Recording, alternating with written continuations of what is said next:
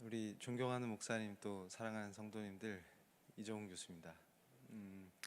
제 헤어스타일에 대해서 궁금해하시는 분들이 많으셔서 좀 해명을 하면 다시 돌아가려고 깎고 다니는 게 아니고요. 또 어떤 분은 뭐 인기 끌려고 그러냐 이러는데, 원래 인기 끌려면 머리를 길러야죠. 근데 인기 때문에 그런 건 아니고요. 제가 예전에는 일부러 밀고 다녔었는데 지금은 하나님께서 머리카락을 안 주십니다. 그래서 원래 왔던 대로 돌아가려고 그런 건 아니고요. 그런데 이제 저는 목사님께서 말씀하신 것처럼 교회에 특별한 마음들이 많아요. 왜냐하면 특히 오늘 제가 드리는 강의도 마찬가지겠지만 제 강의의 대부분은 속죄와 감사 이런 것들로 가득 차 있습니다. 그러니까 사실 우리가 공기를 숨 쉬면서도 이게 없으면 죽는 건데, 또 물을 마시면서도 이게 없으면 죽는 건데 감사함을 잘 모르잖아요. 그래서 저는 이 교회를 그렇게 생각합니다. 그러니까 만약에 교회를 늘 다니시던 분들은 이게 뭐 너무 당연하고 너무 일상 속에 있는 거라고 생각하시겠지만, 저한테는 굉장히 소중하게 느껴져요. 어떤 교회를 가도. 그래서 특별히 또 저는 제가 요즘 일 때문에 자주 하와이 출장을 갔었는데, 특별히 우리 한국 사람에게 교회는 뭘까? 우리 한국의 역사에서 교회는 과연 뭘까? 이런 고민들을 많이 합니다. 왜냐하면 제 전공이 원래 법철학인데 제가 법사상사도 연구를 많이 했기 때문에, 예전에 제가 예수님을 몰랐을 때 서양에서 온 선교사들을 뭐라고 불렀냐면 제국주의자들의 천병, 특히 또 미국에서 오신 선교사님들을 미제국주의의 앞잡이 이렇게 불렀었어요. 그래서 사실은 오늘 제 강의의 출발이 제가 앞잡이라고 불렀던 분들과 우리의 역사와 이런 걸로 시작이 됩니다. 그래서 사실 제 가슴 속에는 이 연구를 하면 할수록, 그러니까 예전에는 못 봤던 것들이 많이 보여요. 그러니까 이 신기한 게, 예수님을 만나고 사람이 바뀌면 생각이 바뀌고 세상을 바라보는 방식이 바뀌고 그냥 통째로 바뀝니다. 그러니까 예수님 만나기 전에 저와 만난 후에 저는 완전히 다른 존재가 되어버렸어요. 그래서 이거구나. 그런데 바뀌고 나서 보니까 하와이에 가서 숨을 쉬면 자꾸 눈물이 나요. 왜냐하면 그때 그 공간에서 정말 눈물을 흘리면서 기도했던 분들의 그 기도의 숨결이 공기 입자에 남아있는 것처럼 느껴져요. 그래서 제가 또 사료를 많이 보기 때문에 연구를 할 때마다, 그러니까 그 이민교회에서 식민지의 그 나라를 잃은 사람들의 어둠과 고통, 그리고 거기 그 교회에 모여서 진짜 교회의 이 창문이 깨질 정도로 뜨겁게 하나님 우리를 구해 주시옵소서, 또 우리를 독립하게 해 주십시오, 종의 멍에를 벗게 해 주십시오, 이렇게 막 기도했던 그 음성이 막 제 귓전에 들리는 것 같아요. 그래서 그런 기도와 헌신, 그리고 또 우리 신앙의 선배님들이 흘린 피, 이런 것이 결국 현재 우리가 누리는 이런 것들의 기초다, 이런 걸 생각하면 더 교회들이 다 소중해 보이고 이 가슴에 와닿고 그런 것 같아요. 그래서 자, 이제 PPT를 좀 띄워주시면, 오늘 핵심은 이겁니다. 예수의 피, 자유, 이겁니다. 그리고 개혁이라는 게 도대체 뭘까, 이건데 이 제 삶을 송두리째 바꿔버린 이 예수의 피와 자유는, 여러분 제가 청년들 강의할 때 많이 보여주는 사진인데요. 저게 바로 타임지 모델로 나오신 여성분이 무슬림권에서, 그러니까 이 이슬람권에서 학대를 받으신 분이에요. 그래서 코가 지금 잘리셨는데 일부러 코가 잘리신 모습 그대로 표지 모델을 자청하셨어요. 왜냐하면 이렇게 그 인간으로서의 존엄성을 지킬 수 없이 살아가야 되는 그런 고통을 호소하기 위해서. 근데 저는 저걸 보면 가슴이 먹먹해집니다. 왜 그러냐면 바로 저 옆에 서 계신 또 두 분의 여성분, 저분들이 바로 우리 조선의 딸들인데요. 저분들이 저렇게 멋있게 간호사가 돼서 의료인으로 당당하게 서 계시잖아요. 근데 여러분이 보시는 오른편에 계신 분이 저 이슬람권에서 고통당하시는 여인처럼 코가 훼손돼 있습니다. 그러니까 여러분 그거 아셨어요? 예전에 선교사님들 기록 사진에 보면 우리 조선의 여인들 중에 코가 없는 분들이 눈에 종종 띕니다. 그게 왜 그랬냐면 우리가 그 시대에 예수님을 모르고 살던 시대에 저런 짓들을 했던 사람들이에요.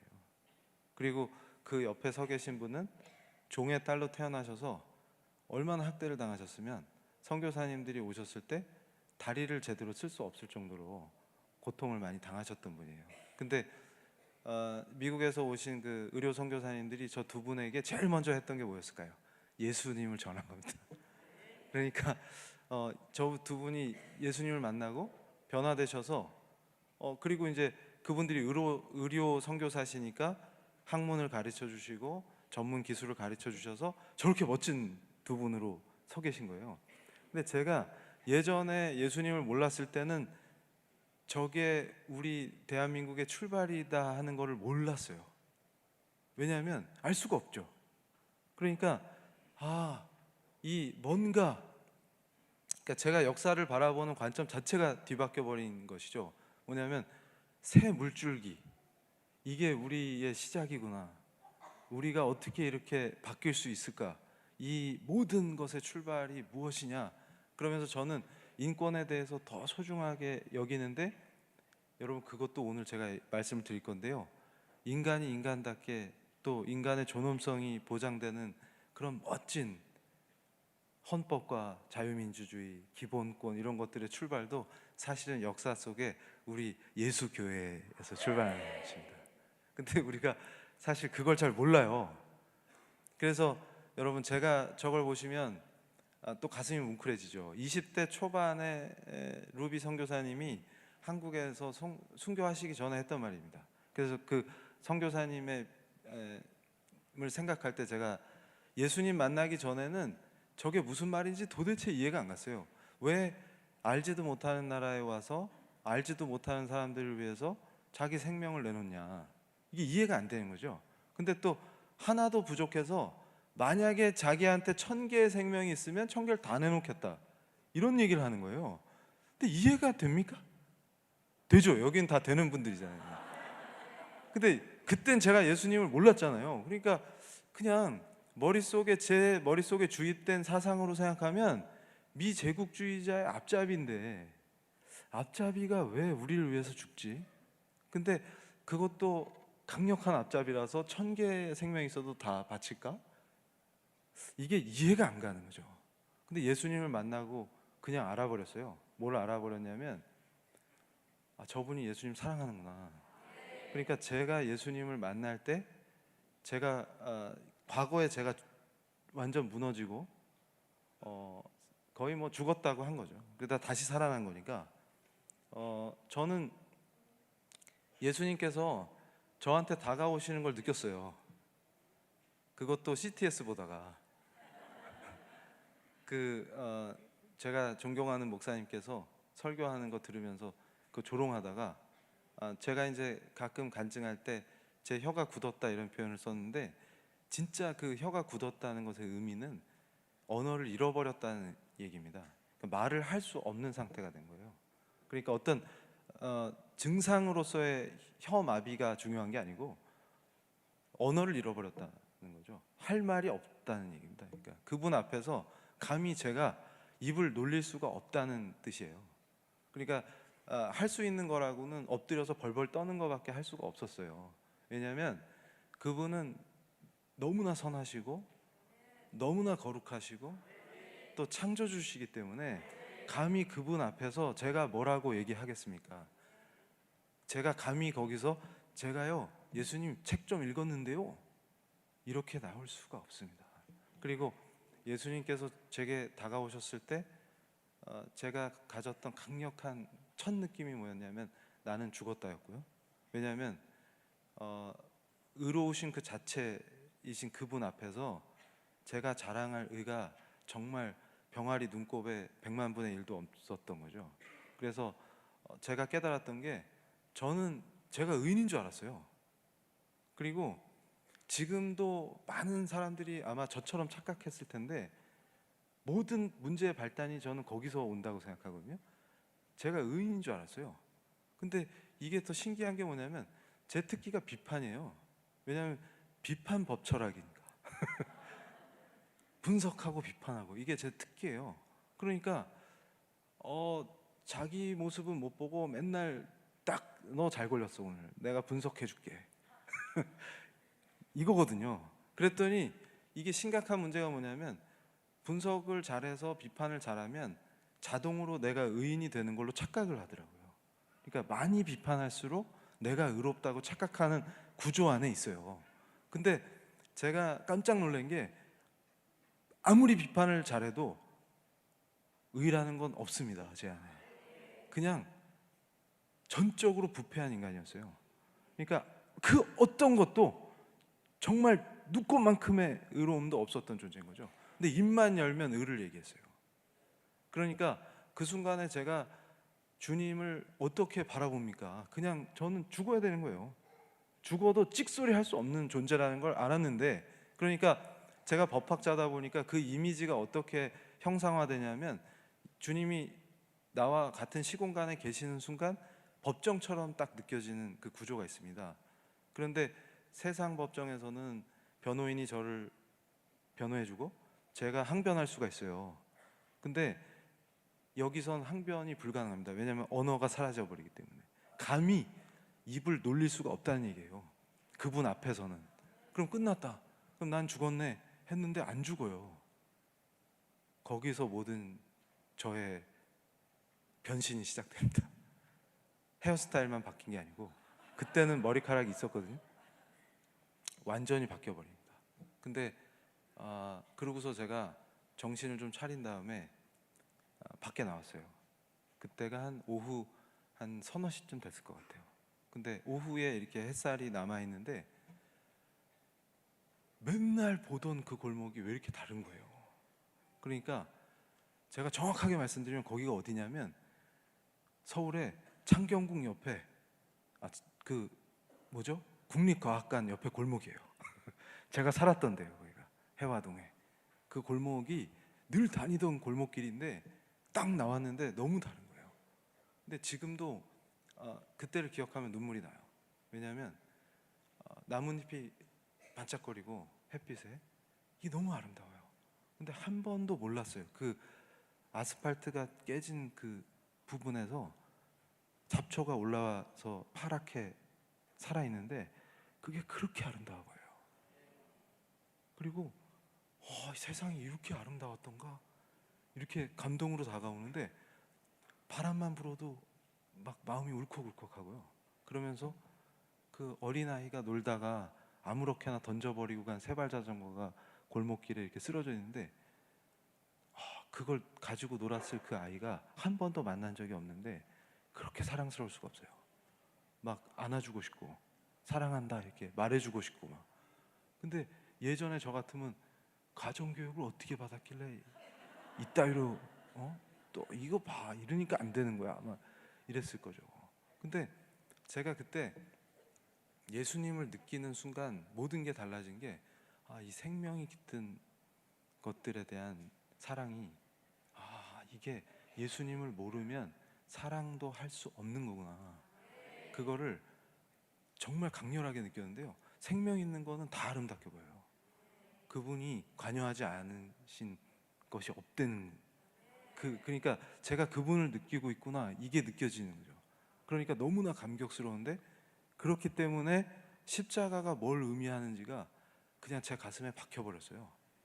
그러니까 그러고 나서는 십자가를 보면은 움직일 수가 없어요. 그러니까 운전하다가 십자가를 보면 통곡을 하니까 차를 세우고 갔었어야 돼요. 근데 서울에 십자가 많지 않습니까? 돌아다닐 수가 없어요. 근데 그러다가 이 예수님이 도대체 누구시냐 하는 게 제 가슴에 그냥 와서 박혔는데 제가 대학교 2학년 때 출가를 했었거든요. 가출이 아닙니다. 출가를 했는데 그 어린애가 그러니까 요즘 제가 저희 학생들을 보고 있으면 내가 제 나이 때 출가를 했는데 이러면 애기예요. 그래서 저도 아기 때 출가를 한 거예요. 근데 출가를 했었는데 그 출가를 할 때 마음이 뭐였냐면 내가 누군지 알고 싶어요. 막. 나는 누굴까? 그리고 어디서 와서 어디로 갈까? 이런 게 너무 궁금해요. 그 본질적인 질문들이 해결이 안 되니까 너무 궁금한 거예요. 그래서 출가하면 알 수 있겠지 이런 생각이 강렬했었거든요. 근데 제가 예수님을 만나고서 정확하게 깨달은 게 뭐냐면 질문이 잘못됐었구나. 그걸 깨달았어요. 뭐냐면 내가 누구냐를 물으면 답이 안 나와요. 그분이 누구시냐였었던 거예요. 그걸로 모든 게 끝날 수 있었던 거예요. 근데 그분을 만나니까 끝났어요. 왜냐하면 그분이 누군지 알아버렸어요. 그분을 만났기 때문에 이제 끝났어요. 그러니까 그 감격이라고 하는 것이, 그러니까 제가 지금도 예수님 사랑합니다 이렇게 고백하면 자꾸 눈물이 나요. 근데 이 원리가 바로 저 PPT에 띄워주세요.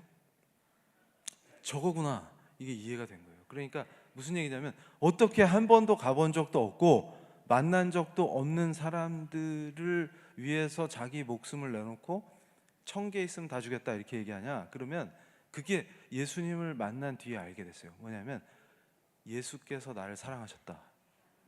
그리고 그분을 사랑하지 않을 수 없게 됐잖아요. 그러면 할 수 있다. 이게 이해가 됐어요. 그러니까 저건 저한테 어떻게 느껴지냐면 저분이 그만큼 예수님을 사랑했고 거꾸로 예수님께서 이 땅을 저만큼 사랑하셨다. 그래서 그분에게 이 땅으로 가라고 하셨구나. 그걸 알겠는 거예요. 그러니까 가슴이 더 복받치죠. 예수님이 나만 사랑해 주신 게 아니라 이 땅을 사랑하셨구나. 그러니까 저 젊은 나이에, 꽃다운 나이에 이 땅에 와서 아낌없이 예수님의 피, 예수의 피, 이게 저한테 어떤 의미냐면 예수의 피, 이건 저한테 자유입니다. 예수의 피. 죄의 종로로 타던 자가 의로운 걸로 착각하고 죄만 짓고 살았던 전적으로 부패한 자가 어떻게 죄의 종노릇을 면했어요? 공짜입니까? 그래서 제가 강조하는 게 뭐냐면 학생들한테도 너 자유엔 공짜가 없다. 자유엔 절대로 공짜가 없다. 종이 그냥 풀려날 리가 없다. 반드시 피의 대가가 있다. 예수의 공로다. 그러니까 인간이 누리는 자유의 본질이 뭐냐 그러면 예수의 피다. 그분의 공로다. 내가 잘해서 자유롭게 된 게 아닌데 오직 그분이다. 근데 그분을 너무나 사랑하면 바로 또 그분이 했던 걸 따라서 내 피를 쏟을 수 있게 되는 그 역사가 시작되는 거죠. 저게 이 땅에 뿌려지면서 우리의 자유, 그러니까 결국은 자유에 공짜가 없다. 그래서 저는 저걸 봅니다. 뭐냐면 역사를 인식할 때 대한 사람의 새 물줄기는 예수 교회라, 이 표현을 제가 너무 좋아해요. 무슨 얘기냐면 대륙의 끝에 붙어가지고 맨날 중국의 아류로 살면서 여자들 코나 자르고 그냥 도박, 술 이런 거에 미쳐가지고, 여러분 하와이 이민자들도 예수를 모르면 딸을 팔아먹고 그런 짓들을 합니다. 그래서 여학교를 짓고 우리 여학생들을 예수님을 가르치고 성경을 가르치고 이렇게 해서 키운 거예요. 그런 뜨거운 헌신과 예수님을 사랑하는 그런 노력들이 없었으면 지금 이런 세상은 오지 않습니다. 그러니까 제가 대한 사람의 새 물줄기는 예수 교회다 이 말을 좋아하는 이유가 그 역사를 인식할 때 중국의 아류로 늘 어리석게 바보같이 우리끼리 그렇게 살던 역사에서 바다를 건너와서 목숨을 걸고 우리에게 예수님을 전해주고 우리가 그 예수님을 알고 복음을 알고 교회를 세우고 그 안에서 예배를 드리고 예수님을 마음껏 찬양하고 경배할 수 있는 삶을 주신 것에 어떠한 감사가 끓어오릅니까? 이게 새 물줄기다. 이게 바로 저는 깜짝 놀랐던 게 뭐냐면 식민지가 되고 어떠한 희망이 없어도 예수 믿는 사람한테는 반드시 마음속에 기도할 수 있기 때문에 좌절, 포기, 절망은 없습니다. 어떤 순간이 와도 우리는 기도로 극복하고 이겨냅니다. 그리고 조선 총독부가 어떤 핍박을 해와도 교회 너네 하지 마. 그래도 우린 합니다. 너네 예수님 제대로 믿으면 죽인다? 그럼 죽여라. 이런 게 우리입니다. 저는 그걸 너무 사랑합니다. 그랬기 때문에 우리가 독립도 하고 나라를 세울 수가 있었던 것이죠. 그래서 여러분, 제가 이 얘기를 왜 하냐면 교회를 왜 사랑해야 되는지 역사적인 얘기를 하고 싶었어요, 초반에. 왜냐하면 제 개인의 역사, 또 여러분의 역사, 이 나라의 역사, 교회의 역사가 예수의 피, 자유, 이걸로 설명할 수 있기 때문에. 그래서 저 종로로 타는 우리의 신앙의 선배님들이 우린 더 이상 종로로 탈 수 없다, 전부 뛰쳐나가서 대한독립 만세를 외치는 거죠. 근데 신기한 게 여고생들이 그 어린 나이에 그 가냘픈 몸으로 강력하게 외치는데 두려움이 없어요. 죽음의 두려움을 극복해 버립니다. 이게 바로 예수 믿고 구원받은 사람의 특징이죠. 근데 이게 남녀노소의 구별이 없어요. 끝내준다는 거죠. 그래서 저는 이 신앙의 선배님들을, 제가 예수님을 몰랐을 때 공부하면서 많이 모욕하고 조롱했었어요. 그래서 그걸 저는 속죄합니다. 왜냐하면 단면만 보고 어떤 인물을 평가해서는 안 됩니다. 왜냐하면 그 인물이 처했던 그 상황을 떠올리고 그 상황에 내가 처해 있다면 어떻게 했을까를 생각하지 아니하면 함부로 얘기하게 되는데 그건 죄입니다, 제가 볼 때. 그러니까 저 어려웠던 시기에 저는 이 3.1운동의 의미를 다시 되새길 때, 얼마 전에 우리가 3.1절 지났잖아요. 어떤 생각이 드냐면 저것도 한미동맹이었어요. 근데 이걸 아는 분들이 별로 없어요. 제가 깜짝 놀랐습니다. 뭐냐면 한국에서 무슨 일이 일어나는지 미국 사람들이 알지 못하면 의미가 없습니다. 저 시대에는 미국의 여론이 움직일 수 있는 그 운동이 한국에서 일어나서 수많은 크리스찬들이 희생을 당하고 목숨을 걸고 순교하면서 대한독립을 외쳤는데, 이게 미국 사회에 알려지지 않으면 아무도 모르게 되잖아요. 그런데 제가 연구하면서 깜짝 놀랐던 게 뭐냐면 바로 교회 동맹이 가능했던 거죠. 왜냐하면 선교사를 파송했기 때문에 늘 관심을 갖게 돼요. 그리고 그 선교사님들이 한국에서 일어난 일들을 증언하기도 하고 또 증거를 숨겨서 나가서 터뜨립니다. 이게 미국 교회를 감동시켜요. 한국인들은 노예로 살 사람들이 아니다, 이 사람들을 돕자, 이런 마음들이 일어나요. 그리고 본인들이 뜨겁게 선교사를 파송해서 예수를 전한 사람들이 변화된 모습들에 또 은혜를 받아요. 이 강력한 연합이 어떻게 이루어집니까? 그래서 바로 저 외국에서 뜨겁게 독립운동 하셨던 우리 신앙의 선배님들을 미국 교회가 지원하고 함께 합력하면서 우리가 필라델피아에서 대한 독립을 선언해 버리는 겁니다. 같이 합력해서. 저는 이 역사를 절대 잊어서는 안 된다고 생각합니다. 그래서요, 저는 한 번 더 강조합니다. 자유는 절대 공짜가 아닙니다. 누군가의 피입니다. 순교의 피, 자유를 위해 희생한 피. 그래서요, 저는 오늘 제가 얘기한 내용 중에 핵심이 지금 등장하는데,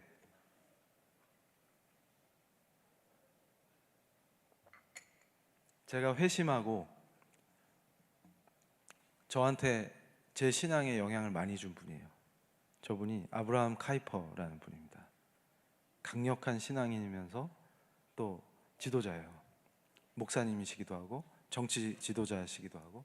근데 제가 저분을 보면서 제가 회심했던 당시와 제가 회심 이후에 신앙생활을 하면서 제 가슴에 점점 자리 잡기 시작한 게 뭐였냐면 뭔가 잘못되었다라는 것인데, 거기서 카이퍼 박사님이 얘기한 것과 같이 이원론적 신앙이라고 하는 것이 저한테 다가왔어요. 이게 무슨 말이냐면 저분은 철저하게 칼빈주의를 기초로 신학을 가지고 내 삶 속에 모든 영역이 다 하나님의 주권이 선포되어야 된다, 이렇게 말씀하시는 분인데요. 제가 회심한 뒤에 또 예수님을 따르면서 제가 이제 교수가 됐잖아요. 대학에서 늘 생각하는 게 뭐냐면 내가 예수 믿는 교수라고 소문이 났고, 그리고 제가 학교에 부임하자마자 관심의 대상이 됐겠죠. 예수 믿는다는 사실 하나만으로도. 왜냐하면 제가 전직을 아니까. 그런데 문제는 뭐냐면 저는 제 가슴속에 어떤 것이 있었냐면 그냥 교수와 예수 믿는 교수는 달라야 한다는 겁니다. 그리고 내 강단이, 내 연구가 하나님의 주권이 선포되는 것이어야 한다. 그리고 내 삶이, 내 가정이, 그러니까 저는 제 가슴을 가득 채웠던 게 뭐였냐면 내 삶, 내 직업, 나라고 할 수 있는 모든 영역에서 어떤 공간 빈틈도 없이 하나님의 주권이 선포돼야 한다. 이걸 가슴에 새겼던 것이죠. 근데 저분이 그런 말씀을 하시는 거예요. 그러니까 제가 예수님을 만날 때 전적 부패라고 하는 게 제 가슴을 아주 쳤기 때문에 거기서 저는 출발이 되거든요. 근데 저분이 하시는 얘기가 저한테는 다르게 들리지 않았어요. 왜냐하면 제가 회심한 이후에 제가 느끼는 것들과 거의 일치했기 때문에. 뭐냐면 저 이원론이라는 말을 저는 굉장히 무섭게 생각합니다. 저건 삶과 신앙의 분리입니다. 그러니까 무슨 얘기냐면 세상이 어떻게 되든 나는 내 신앙만 하면 돼. 그러니까 이거는 내가 직장에 갔을 때는 다른 사람들하고 다를 게 없는데 그냥 주일날 교회만 가면 돼. 이렇게 되는 신앙이죠. 근데 사실은 저게 굉장히 무시무시한 신앙이었던 거예요. 그래서 저분이 철저하게 선한 싸움을 하셨던 게 뭘까 했더니 대학을 세우십니다. 근데 이 대학은 뭐냐면 철저하게 하나님의 주권이 선포되는 사립대학을 세워야 되겠다, 그런 결심을 하세요.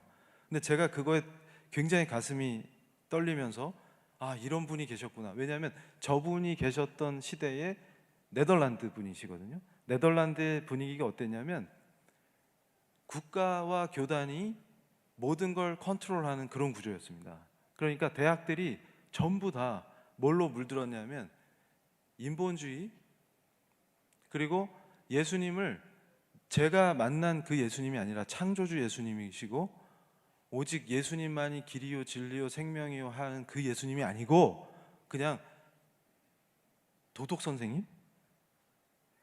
아니면 성경을 논어 읽을 때나 별 차이 없어요. 논어를 공부할 때 공부하듯이 성경 공부하고 또 도덕경 공부할 때처럼 성경 공부하고 그렇게 돼가고 있었어요. 그러니까 저분이 결단한 게 뭐냐면 이건 안 된다는 것이죠. 이건 안 된다는 것이죠. 그런데 제가 깜짝 놀랐던 게 뭐냐면 제가 종교자유정책연구원이라는 데서 일을 했거든요. 설립 당시 때부터 참여해가지고 같이 일을 했는데 거기서 제가 했던 일이 요즘 어떤 분들이 종자연은 그런 데가 아니었다 그러는데 뭐 그분들은 그렇게 생각하시게 놔두고 그때 일할 당시에 제가 생각했던 제 임무는 뭐였냐면 저는 교회를 너무 싫어했습니다. 왜 싫어했을까요? 이게 제가 영적 전쟁이라는 얘기를 맨날 하는 이유가 있어요. 그냥 싫어요. 근데 중요한 건 뭐냐면 그 예수 타령하는 게 듣기 싫고 예수만이 진리라는 게 정말 기분 나쁩니다. 아니 여러 길 중에 하나지 왜 지들 것만 진리고 다른 건 아니라는 거야. 근데 문제는 뭐냐면 우리가 다른 종교나 다른 가치를 갖고 계신 분들에게 함부로 굴거나 무례하게 굴면 안 되겠죠. 그렇지만 그러니까 문제는 항상 그 무례한 분들한테서 발생하지만 저는 우리가 예의 바르게 행동해야 되지만 우리 신앙을 타협해야 되는 건 아니라고 보거든요. 그러니까 저 시대의 핵심이 뭐냐면 종교다원주의는 너무 당연한 거니까 기독교인들도 그걸 받아들여라 하는 풍조가 만연했던 때예요. 근데 저분이 분연히 나는 반댈세 이렇게 하시는 거죠. 그래서 철저하게 하나님의 주권이 선포되는 그런 대학을 만들어서 여기서는 본인이 생각할 때 바른 신앙, 바른 신학 이거를 철저하게 하겠다 이런 분이에요. 그래서 제가 존경합니다. 그런데 신기한 것은 뭐냐면 지금의 현상과 매우 유사한 것들이 저 네덜란드에 많았어요. 그리고 저는요 영국에서 연구할 때 바로 그 현상을 직접 눈으로 목도합니다. 뭐냐면 영국 교회들이 다 사라지는, 문을 닫는, 무슬림들이 교회를 사서 무슬림 성전으로 바꾸고요. 심지어는 술집이 되기도 하고요. 맥도날드 간판이 딱 걸리는 것들을 직접 목도하면서, 저는 회심한 사람이기 때문에 그게 그냥 안 보였어요.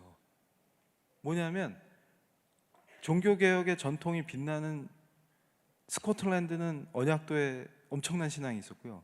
잉글랜드엔 청교도들이 있었는데 어쩌다 이 나라가 이렇게 됐냐, 우리한테 선교사를 보내주던 나라가 어쩌다 이 지경이 됐냐가 저한테는 그냥 넘길 수 있는 문제가 아니었어요.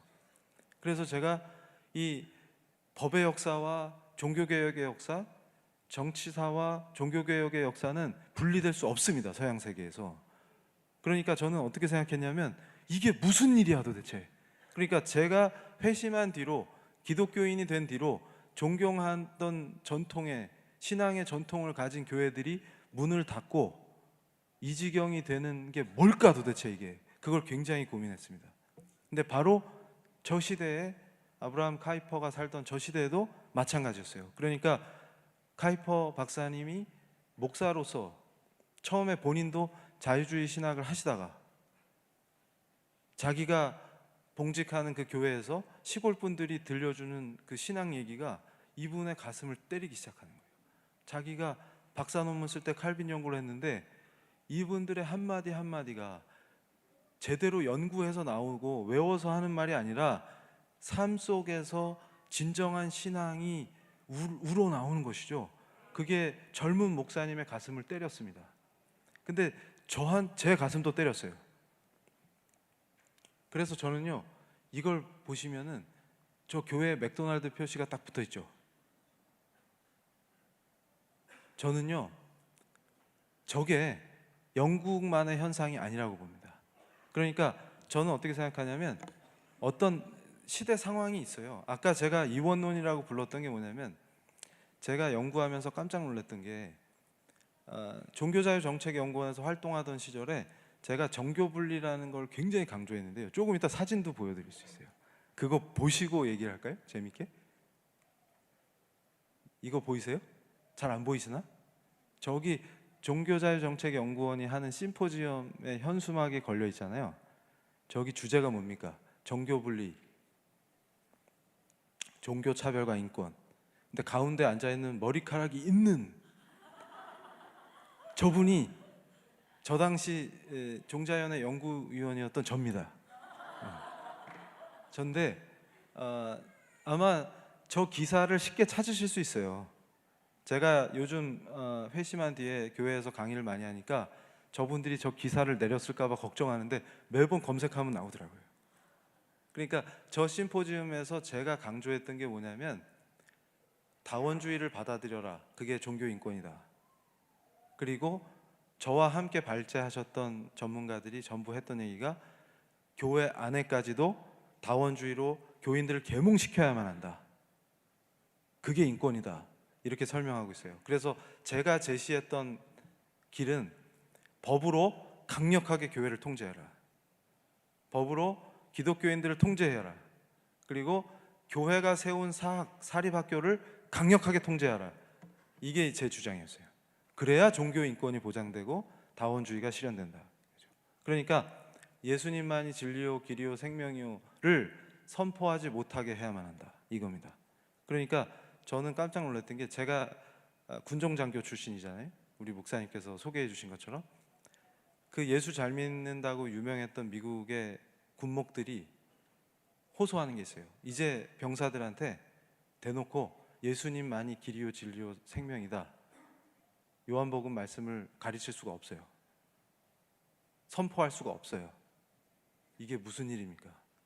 그런데 미국은 희망이 있었던 게 뭐였냐면, 지금 일부 교회들이 반전이 일어나고 희망이 싹트고 있거든요. 그 원인이 어디 있었나 했더니 미국 법원이 전통적으로 표현의 자유를 굉장히 강력하게 보호합니다. 그리고 이 자유라고 하는 것에 대해서 굉장히 보호적인 입장이에요. 그러니까 어떻게 합니까? 법으로 자유를 통제하는 것에 대해서 거부감이 커요. 그러니까 어떤 일이 벌어집니까? 자, 우리 크리스찬들은 입을 열고 복음을 증거하고 예수님을 증거할 수 있게만 해주면 복음이 더 셉니다. 어떤 시대에 어떤 사상, 어떤 이데올로기, 어떤 철학, 어떤 것이 나와도 예수가 진리기 때문에 그걸 이길 힘이 없어요. 근데 우리가 무너지고 질 때가 있는데 가끔 그게 언제냐면 우리 입을 막으면 됩니다. 그러니까 예수님을 증거하지 못하게 하고 복음을 전하지 못하게 하면 안 돼요. 그러니까 예를 들면 마오쩌둥 시대의 중국에서 예수님을 증거하려면 목숨을 걸어야 되죠. 그래서 순교를 하지만 입을 막아버리니까 통제가 가능하죠. 그러면 복음이 힘을 못 씁니다. 물론 보이지 않는 곳에 퍼져나가지만 힘이 약해집니다. 그러니까 무슨 얘기냐면 제가 강조하는 핵심 키워드가 아까 자유라 그랬죠. 그러니까 저를 오해하는 분들이 있어요. 저는 어떤 교회의 특혜를 달라, 우리를 특별 대접해달라 이런 거 주장한 적이 없어요. 저는 일관되게 뭘 얘기하냐면 자유를 달라. 그러니까 신앙의 자유를 억압하는 법을 제발 만들지 마세요 이겁니다. 우리가 그렇다고 누군가를 또 차별해 주세요 이런 말 한 적이 없습니다. 그냥 자유롭게 놔두면 됩니다. 그러면 진리는 반드시 힘이 있기 때문에 이기게 돼 있어요. 그러니까 저는 예수님을 막 증거하고 누구는 예수는 여러 명 중에 한 명이야 이걸 얘기했을 때 저는 확신을 갖는 게 뭔지 아십니까? 여러분, 저처럼 비판하려고 성경책을 보다가도 은혜를 받는 사람이 나옵니다. 그게 성서는 그냥 책이 아니에요. 그러니까 제가 답답한 게 뭐냐면 예수 믿는다고 하는 사람이 성경책을 자기 책꽂이에 꽂혀있는 칸트 책하고 동일시하면 안 됩니다. 그런 건 있을 수가 없어요. 왜냐하면 칸트 책 읽고 은혜 받는 사람 없어요. 다 자지. 아니 물론 그게 확 꽂혀서 읽으시는 분이 있을 수 있지만 말씀을 읽고 받는 은혜 같은 거 없습니다. 저처럼 머리만 빠져요. 열심히 공부하면. 근데 이 말씀은 희한한 게 힘이 있어요. 그냥 우연히 보다가도 필을 받기도 하고 욕하려고 펼쳤다가 불을 받기도 하고. 그러니까 이건 다른 겁니다. 이건. 근데 그걸 인정을 안 하면 그게 어떻게 크리스찬이에요? 그러니까 제 얘기는 뭐냐면 그거 마음껏 하게 해달라는 거예요. 통제하지 말라는 얘기입니다. 그러니까 카이퍼가 싸웠던 게 뭐냐면 그래 국공립대학 다 니들 마음대로 해라. 무신론은 종교가 아닌 것 같습니까 여러분? 무신론에 기초한 것을 공교육에서 강요하면 그래 강요해라. 근데 사립대학은 교회가 세웠으면 좀 놔둬라. 그냥 놔둬라 제발. 그냥 하고 싶은 대로 하게 좀 놔둬라. 법으로 관여하고 통제하고 규율하고 하려고 하지 말고 우리끼리 모였을 땐 제발 그냥 우리끼리 예수님만이 진리라고 하자 좀. 아니 듣기 싫은 사람은 안 오면 되잖아요. 그러니까 누가 강제로 입학시킨 적 있어요? 아니 다른 대학 가세요. 대학 많잖아요. 굳이 이 대학까지도 똑같이 붕어빵 찍듯이 해야만 직성이 풀리시겠습니까? 이건 그냥 제발 놔두고 그거잖아요. 제 얘기가 제발 그냥 놔두고. 그러니까 제가 그럽니다. 저희 대학은 기독교 학교가 아니에요. 저희 울산대학은 현대가 세운 학교이기 때문에 세속대학이죠. 근데 저는요 강의하다가 예의를 지켜요. 은근히 그러니까 예를 들어서 짜장면 먹을 때 고기는 밑에 깔아라 하던 그 습성 때문에 과거에 그 은근히 깔고 얘기합니다. 은근히. 그러니까 대놓지 않고. 근데 이제 만약에 저한테 걸린 학생이 있다 그러면 걔를 위해서 기도하죠. 그리고 틈만 나면 강요는 절대 안 합니다. 강요는 절대 안 하고 틈만 나면 예수님을 전해요. 그래서 제가 부임하고서 만들었던 동아리가 있었는데요. 그래서 하도 주변에서 뭐라고 하길래 이름을 바꿨어요. 처음에는 저를 따라다니는 애들은 다 바울들이다 그래가지고 바울스 이렇게 했었는데 그래가지고 얘들 데리고 제가 별짓을 다 했어요. 그랬더니 주로 기독교를 안 좋아하는 애, 그다음에 이거 스님들한테는 참 죄송한데 절에 다니는 애들이요 별로 소속감이 없어요 사실은. 얘네들이 무더기로 개종도 하고 그랬었거든요. 그래서 상당히 죄송하게 생각하는데, 근데 저는 죄송할 게 없어요. 왜냐하면 얘네들에게 이런 복이 없어요. 왜냐하면 예수님을 알아버렸잖아요. 이런 복이 없어요. 이건 돈 주고 살 수 있는 문제가 아니잖아요. 그러니까 근데 문제는 뭐냐면, 만약에 법으로 저한테 그걸 통제하거나 규율하거나 못하게 하면 저는 못 견뎌요. 왜냐하면 내가 예의 바르게 전도할 수 있다, 그 정도는 조절할 수 있다. 그렇지만 대학에서 캠퍼스 안에서 전도 자체를 막거나 내가 예수님을 증거하는 거를 법으로 막거나 규제하면 견딜 수 없답니다. 그런데 만약에 법으로 그걸 규제하도록 만드는 거에 크리스찬이 침묵해서는 안 돼요. 제가 지금 그 얘기를 하는 거예요. 지금 뭐냐면, 법으로 교회를 통제하고 기독교인을 통제하고 기독교 사학을 통제해서 종교다원주의가 교회 내에서도 상식이 되도록 계몽하는 걸 얘기하는 거잖아요. 근데 문제는 뭐냐면, 교회를 그렇게 만들어 놓으면요, 교회는 결국 없어집니다. 미국에서 나타나는 현상들도 정말로 신앙의 본질을 붙잡고 타협하지 않는 신앙은 그 교회가 부흥을 해요. 근데 이것저것 세상 트렌드에 맞춰서 타협하고 본질이 아닌 것들을 그걸 발전이라고 생각해가지고 교회 안에 들여놓기 시작한 교회들은 100% 망합니다.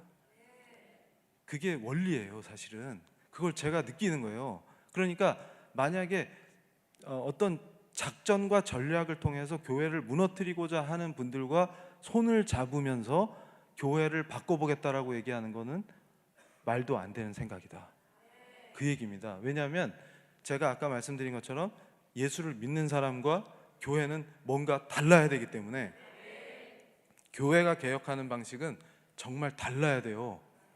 그래서 바로 저분이, 카이퍼 박사님이 교회의 개혁이 뭔지 얘기를 하십니다. 그러니까 제가 아까 이 정교분리 얘기를 좀 자세히 하려고 그러다가 지금 삼천포로 빠졌는데요. 제 특기가 삼천포 빠지기예요. 근데 제가 깜짝 놀라는 게, 제가 종자연에서 일할 때 정교분리 이론을 제가 또 그 전문가 아닙니까? 왜곡해서 퍼뜨렸어요. 그랬더니 제가 더 놀랐어요. 교회와 교인들이 아멘 하고 제 얘기를 너무 잘 듣는 거예요. 이건 또 무슨 일이지? 아니, 그러니까 왜곡해서 퍼뜨린 제가 놀랐다고요. 왜냐하면 왜 이렇게 말을 잘 들어? 깜짝 놀랐어요. 그러니까 정교분리 원래 그런 거 아니에요. 무슨 얘기냐면, 제가 아까 말씀드렸잖아요. 삶과 신앙을 분리하는 이원론이 어떻게 정교분리입니까? 말도 안 되는 얘기지. 그럼 제가 이 얘기를 해드릴까요? 자, 만약에 여러분이 신사참배를 해라, 지금 조선총독부에서 명령이 내려왔어요. 그럼 어떻게 하실래요? 하이, 그것 좀 하지 뭐, 이럽니까? 아니면 웅성웅성하겠죠. 일단 그럼 기도하겠죠. 그럼 어떻게 해야 돼요? 그건 답이 있어요? 있어요. 답이 있어요. 그런데 중요한 건 뭐냐면, 그럼 교회에서 기도할 때 주여 우리를 지켜주시고 신사참배를 강요하는 조선 총독부가 무너지게 하여 주시옵소서, 기도하면 정교분리 위반입니까? 그러면 총독부 앞에 가서 차라리 나를 죽여라, 나는 신사참배 못하겠다, 이러면 정교분리 위반입니까? 아니면 정교분리 그 신사참배 거부하셔서 고초당하신 우리 멋진, 제가 존경하는 목사님 계시죠? 그리고 수많은, 제가 그 감옥에서 고통당한 권사님 스토리를 보고 정말 감동을 많이 받았거든요. 근데 그 권사님은 정교분리 위반했네. 이게 말이 되는 얘기라고 생각하십니까? 저는 그런 얘기를 들을 때 가슴이 먹먹해져요. 그러니까 무슨 얘기냐면, 크리스찬이 자신의 신앙과 크리스찬으로서의 정체성을 해체해서 삶과 신앙을 분리시키는 게 어떻게 신앙입니까? 그러니까 여기서 가르치는 정교분리는 삶과 신앙을 분리하라는 뜻이에요. 이건 총독부가 원했던 것입니다. 조선 총독부가. 왜 그런지 아세요? 조선 총독부한테 제일 거슬렸던 게 한반도에서 교회였어요. 왜 그러냐면 한국 교회 핍박이라는 책에 이게 자세히 나옵니다. 백오인 사건을 겪고 이 책이 집필됐어요. 그 과정을 겪으면서 정리가 된 거예요. 왜 일제는 교회를 싫어할까? 저는 왜 싫어했어요? 근데 어쨌든 그냥 싫어요. 근데 총독부는 왜 싫어했을까요? 이유가 있더라고요. 뭐냐면 일단 기본적으로 아까 말씀드렸죠. 외교적 관점에서 미국 선교사가 와 있는 게 싫어요. 왜냐하면 미국이 강대국으로서 한반도 문제에 관심을 끊어야 되는데 자국 선교사가 들어와 있기 때문에 자꾸 신경을 써요. 거슬려요. 그리고 한국 사람들이 어떻습니까? 특히 청년들이 교회에 가면 바뀌어요. 뭐냐면 얘들이 기도를 하기 때문에 좌절을 안 해요. 그래, 우리는 노예가 운명인가비요? 이러면서 포기를 해야 되는데 교회 다니는 애들은 포기를 안 해. 기도를 하기 때문에. 그리고 술도 좀 먹고 도박하고 우리는 사실 이 도박에 능해요. 우리가 역사적으로 그랬던 사람들이에요. 우리가. 근데 교회 다니는 애들은 도박을 끊어. 근데 도박에 빠져야 되거든 애들이. 그래야 계속 노예로 부려먹지. 근데 애들이 도박을 끊어. 술도 안 먹어. 그리고 복원에 신경을 써. 그리고 전 세계에서 둘째가라면 서러울 정도로 무식한 애들이었는데 교회만 가면 뭘 배워 자꾸. 말씀 배워, 뭐 배워. 그러면서 또 들어오는 게 첨단이잖아요. 해양 세력은 항상 세계 최첨단의 문물을 갖고 들어오잖아요. 그러니까 교회를 세우는 걸 돕는 세력이 첨단 세력이니까 자꾸 조선의 청년들이 세련돼지고 똑똑해지기 시작하는 거예요. 그럼 되겠어요, 안 되겠어요? 안 되지. 아니, 그러니까 우리가 안 된다는 게 아니라 저기서 볼 때는 안 되지. 그러면은 이렇게 되는 거예요. 그러니까 교회가 밉지. 그거 당연한 원리인 거예요. 그랬는데 문제는 뭐냐면, 그러니까 총독부가 가리킨 게 뭡니까? 삶과 신앙을 분리해야 되겠다, 얘들을. 그러니까 이건 이거고 이건 이건 거야, 이렇게 얘기하는 거예요. 그러니까 니들이 기도하고 싶으면 교회 가. 근데 교회에선 절대로 총독부 정책에 대해서는 얘기하지 마. 그리고 수요일 날 신사 참배하고 주일 날 그 교회 가서 회개하면 된다, 얘들아. 근데 중요한 건 뭐냐면 얘네들이 또 이 천황을 신으로 인정해야 되는데 예수 믿는 사람은 이거 용납이 안 돼요. 사람을 신으로 용납할 수 없어요. 근데 북쪽에 사시는 우리 동포들은 지금 얼마나 고통 속에 있습니까? 사람이 신인 줄 아니까. 저는 그게 가슴이 아파요. 근데 문제는 뭐냐면 그걸 우리가 착각해서는 안 된다는 겁니다. 착각해서는 안 돼요. 그러니까 제가 얘기하고 싶은 건 뭐냐면, 그럼 정교분리가 뭐냐? 이걸 알아야 되잖아요. 정교분리의 출발은 미국 헌법이 만들어질 때 국교를 부인하는 데서 시작된 거예요. 그러니까 이게 무슨 얘기냐면, 청교도 회중교회만 진짜 교회야. 다른 거 하지 마. 매사추세츠에서 그렇게 했었거든요. 그런 걸 하지 말라는 거예요. 예를 들면 침례교도를 박해한다든가 차별한다든가 이렇게 하지 말라는 거예요. 그러니까 뭐냐면 자유도 아니에요. 그러니까 제가 좋아하는 그 자유예요. 그러니까 정교 분리는 원래 자유의 원리예요.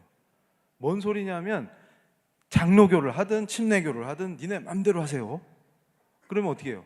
누구한테 강요해가지고 너 무슨 교회에 출석해, 이렇게 국가 권력이 강요하는 게 아니라 지가 가고 싶은 교회 가면 돼요. 그러면 말씀 좋고 좋은 교회가 부흥하게 돼 있어요. 그거예요. 자유로우니까.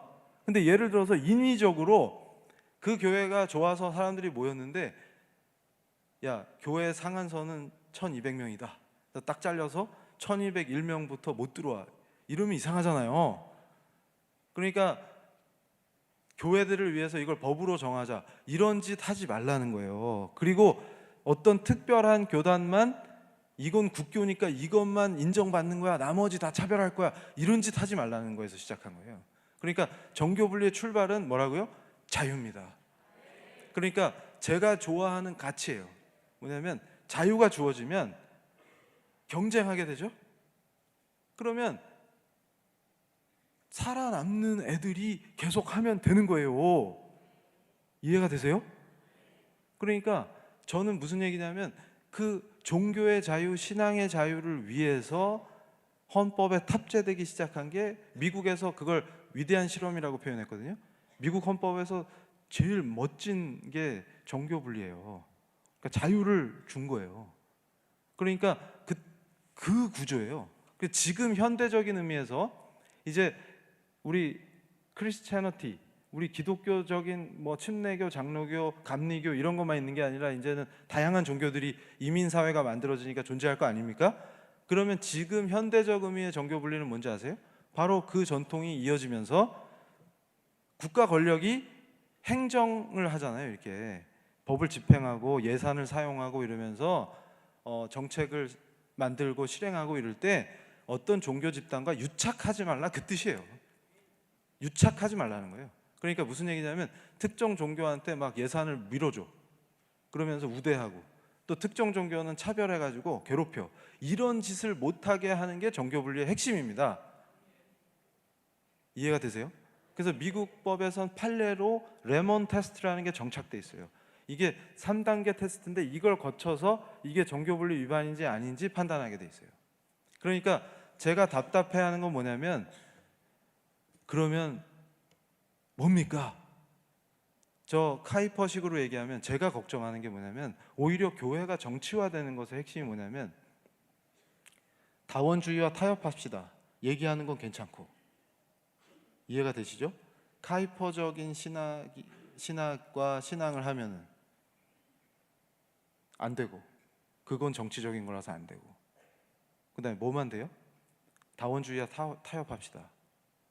그 다음에 무신론과 타협합시다. 공교육에서 무신론을 애들한테 완전히 지금 강요하고 주입하는데 크리스찬들이 침묵합시다. 크리스찬 선생님이 학생이 배가 아프다 그래서 기도 좀 해줬더니 교육청이 징계하는 거를 모른 척 합시다. 그게 정치화예요. 그게 정치화예요. 누군가는 말할 수 있어야죠. 선생님이 기도해 준 게 뭐 어쨌는데, 기도해 줬는데 그 애 좀 기도 좀 해주면 어때요?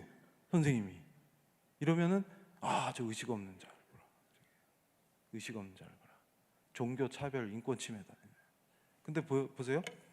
카이퍼가 얘기할 때 또 이런 게 있습니다. 보면은 제가 종자연에서 활동할 때 깜짝 놀랐던 것 중에 하나가, 저와 손잡는 분들이 교회 내에 많았어요.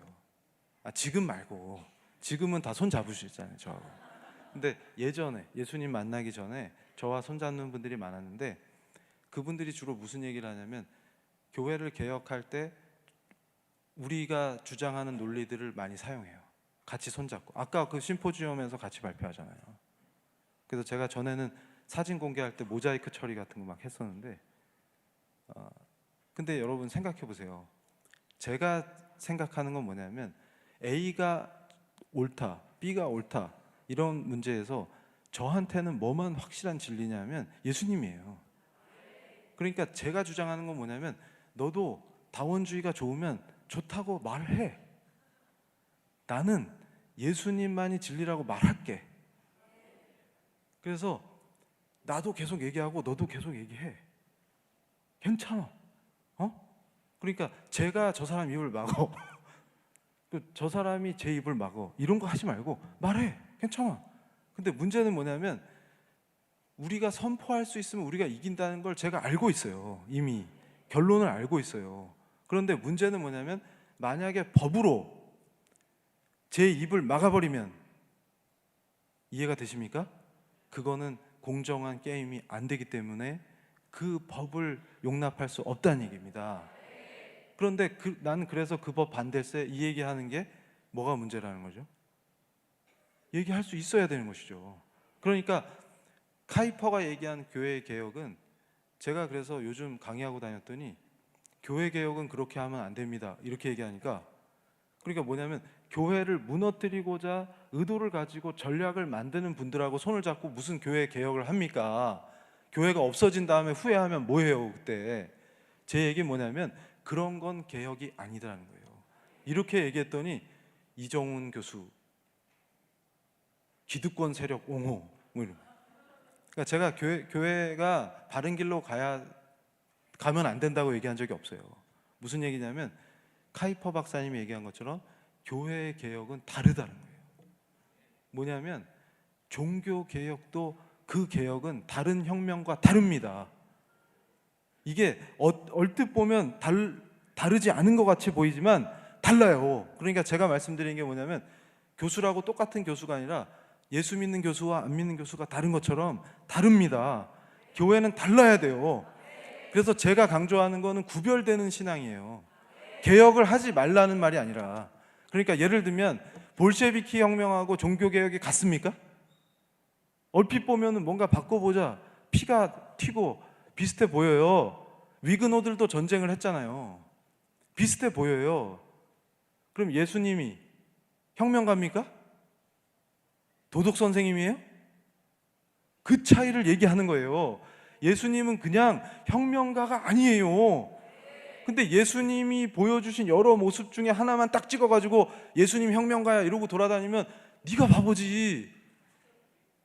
그리고 예수님이 보여주신 딱 단면을 딱 찍어가지고 예수님 도덕 선생님이야 이러면 그게 바보죠. 예수님은 도덕 선생님도 아니고 혁명가도 아니에요. 예수님이시지.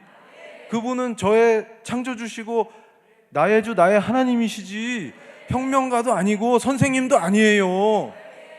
하나님이신 거예요. 근데 가끔 어떤 학생이 저한테 그래요. 교수님, 교회 다니는 학생이에요. 그래서 왜? 그래서 교수님, 교회 다닌다고 소문난 교수님 맞죠? 근데요, 교수님 저는 교회 다닌 지 꽤 됐는데 제가 볼 땐 구약의 하나님은 좀 아닌 것 같아요. 이러는. 그래서 제가 그 학생한테 그랬습니다. 오, 그래? 난 몰랐는데 어떤 점이 아닌 것 같냐? 그랬더니 뭐 질투도 하고요. 또 막 그래요. 그래서 제가 그 학생한테 그랬어요. 야, 너 끝내준다. 네가 하나님보다 높구나. 네가 하나님보다 높구나. 그러니까 하나님이 네 마음에 들으셔야 되는 거구나. 하나님이 너를 만드셨냐? 네가 하나님을 만들었냐? 그래서 제가 그때 그 학생과의 대화에서 깨달았어요. 아, 자기가 만든 하나님을 믿는구나. 자기가 원하는 예수님을 믿는구나. 자기가 가졌던, 자기가 공부했던, 제가 두 번째 회심이 저의 지성을 부정하는 거였습니다. 근데 지금 보니까 자기 지성을 이 정도로 높이는구나, 교만하구나. 그래서 내가 배운 지식, 내가 배운 이론, 내가 알고 있는, 내가 신봉하는 이데올로기로 얼마든지 예수님을 편집해서 고쳐서 바꿔서 그걸 예수님이라고 믿을 수 있는 거구나. 저는 그게 두렵습니다. 그런데 중요한 건 뭐냐면 카이퍼가 얘기한 개혁이라는 거는 말씀을 통해서 본질로 돌아가는 걸 얘기하는 거예요. 그러니까 뭐냐면 교회의 본질이 회복되는 게 개혁이지 세상에서 말하는 정치개혁, 적폐청산 이런 게 개혁이 아닙니다. 교회는 본질로 돌아가는 거예요. 그것도 강력하게 말씀으로 본질로 돌아가는 걸 말하는 거예요. 종교개혁의 정신이 뭡니까? 제가 그걸 얘기하는 거예요. 그랬더니 제가 기득권을 옹호한대. 제가 언제 기득권을 옹호했어요? 잘못한 사람들이 회개하고 반성하고 바뀌어야죠.